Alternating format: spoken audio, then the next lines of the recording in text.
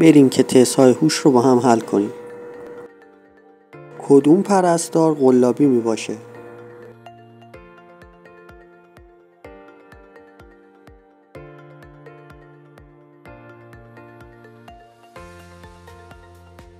پاسخ سوال بسیار آسون بود، فقط نیاز به کمی دقت و تمرکز داشت. پرستار وسطی تقلبی می باشه. اگر به کارت شناسایی وی که بر روی پیراهنش نصب شده دقت کنید، می بینید که تصویر کارت با وی تفاوت بسیار زیادی داره. اگر زرنگی، دانش آموز متقلب رو در یک نگاه شناسایی کن.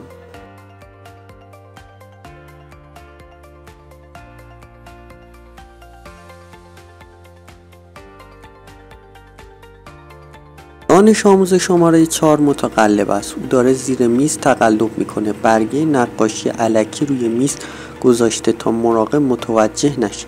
دانش آموز شماره 2 روی دستش فرمول فیزیک نوشته و به دردش نمیخوره. اگر نکته سنج هستین، آتش نشان واقعی رو در 10 ثانیه پیدا کنید.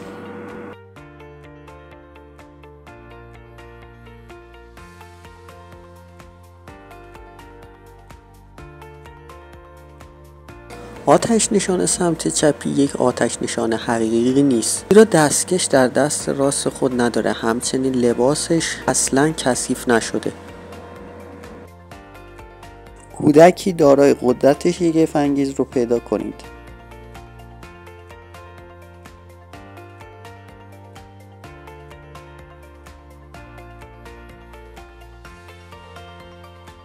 بسیاری بلافاصله پسرک سمت راستی و دارای قدرت عجیب دونستن. از نظر این افراد کودک دونسته گهواره رو از جاش تکون بده، پس دارای قدرت شگفت‌انگیزی میباشه. در صورتی که او تنها تلاش داره عروسک خود را از زیر پایه گهواره خارج کنه. اما اگر به کودک سمت چپ نگاه کنید، متوجه یک مسئله غیر عادی خواهید شد. او بر روی زمین نشسته و چند سانتی متر از سطح زمین فاصله داره. پسر فقیر رو پیدا کنید.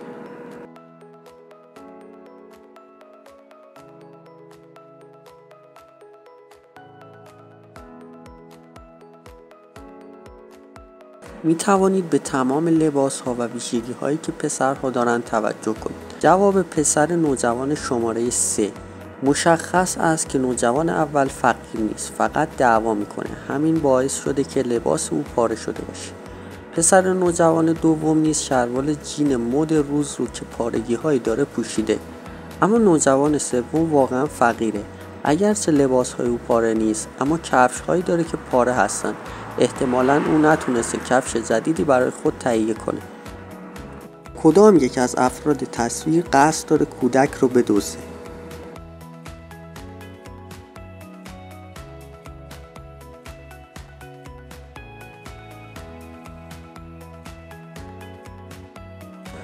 دلقک آدم رباست. عکس کودک رو با گزینک چک میکنه و از بادکنک برای گول زدن کودک استفاده میکنه.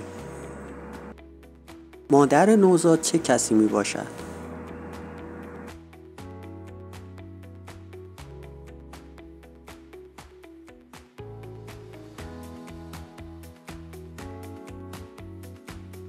شاید خیلی ها در نگاه اول زنی که لباس قرمز بند تن داره رو مادر کودک معرفی کنند و اون هم به دلیل وجود شیشه شیر در کیف وی می باشه. ولی این گونه نمی باشه، چون بعد از اطلاع پیدا کردن از حضور بچه در کلاس، وی برای اینکه کودک گرسنگی نکشه این شیشه شیر رو در کیف خودش گذاشته و به کلاس اومده. به نوزاد خوب دقت کنید. چه چیز متفاوتی در او می‌بینید؟ در پیشانی او یک خال سیاه وجود و دقیقاً در پیشانی زن خدمتکار هم همین خال وجود داره. بر اساس نشانه ها این کودک نوزاد این زنه. اگر باهوشی، والدین کودک رو شناسایی کن.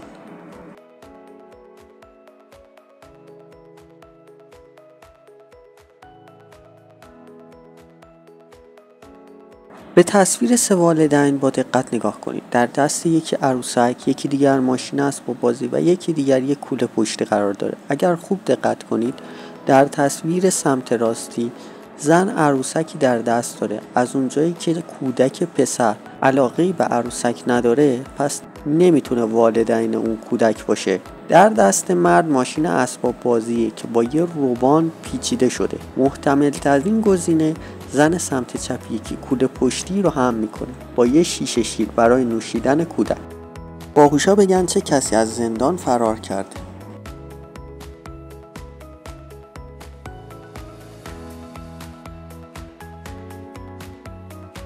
احتمالاً خیلی ها عروس رو به عنوان زندانی فراری تشخیص دادن و دلیلشون هم خالکوبی دستبند بر روی بازوهای وی. ولی داشتن خالکوبی دلیل کافی نمی باشه. کافی بود به لباسهای افراد دقت می‌کردید. فردی که از زندان فرار کرده مردیه که لباس کشیش بر تن داره، زیرا فردی که ادعا میکنه کشیشه لباس و شلوالی به رنگ زندان نارنجی در زیر لباس خودش پوشیده. از میان افراد بر روی نیمکت کدوم یکی رباته؟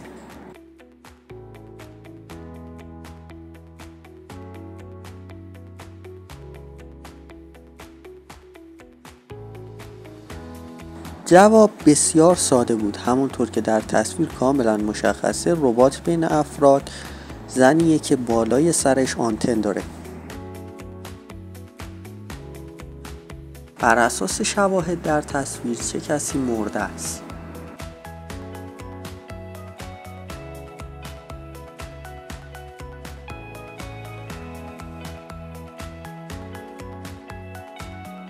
باید خیلی ها مادر وسطی رو به عنوان فرد مرده معرفی کنن، ولی هیچ نشانه‌ای مبتنی بر این که این فرد مرده نمی باشه. احتمالاً از خستگی خوابش برده. همه چیز در مورد حالت افراد در تصویره. نوزاد زن سمت راست فوت کرده. اگر به نوزاد او نگاه کنید علائم استفراغ خون در او دیده میشه.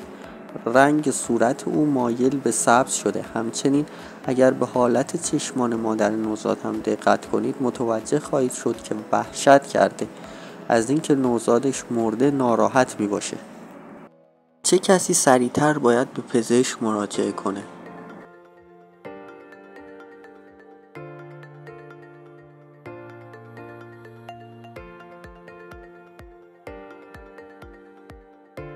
سه نفری که در تصویر هستن ممکنه به دلایلی نیاز به پزشک داشته باشن. زن سمت چپ به نظر اضافه وزن داره، اما نشانه دیده نمیشه که او باید به پزشک مراجعه کنه.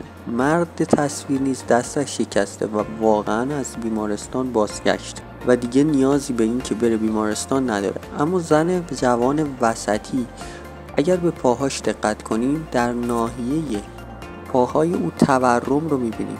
تغییر رنگ و تورم ساق پا و مچ پا نشانه واضحی از مشکل قلبیه.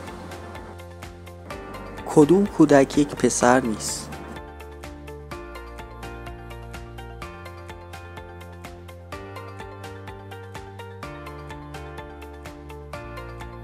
کودک وسطی یک دختر بچه است. به شما گفتیم که یک نشانی کوچک میتونه به شما در حل این معماهای آزمون‌ها کمک کنه. به دکمه های پیراهن کودک نگاه کنید. همونطور که میدونید دکمه های پیراهن مردانه از سمت چپ به راست بسته میشن و دکمه های پیراهن زنانه برعکس. ممنون که لایک میکنید و سابسکرایب میکنید.